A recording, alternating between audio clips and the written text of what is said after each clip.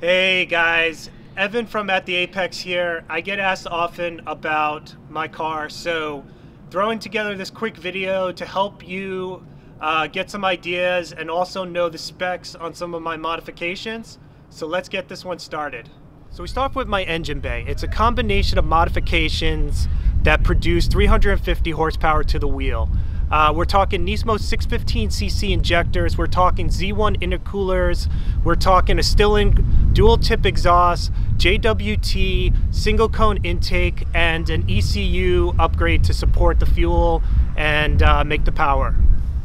My brake kit is a Wilwood 335mm slotted with two-piece rotors with the offset brackets and braided brake lines.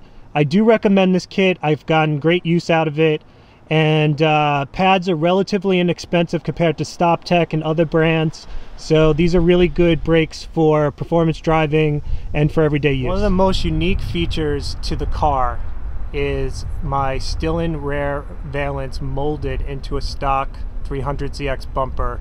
This car was repainted in 2016 by Jesse Opie, and I think it complements the car perfectly. So another distinguishing factor that I have with my car is Stillen side skirts and door fillers. I think it really helps mold out the car and give him a more updated look. My Recaro Speed seats give the car a more modern feel.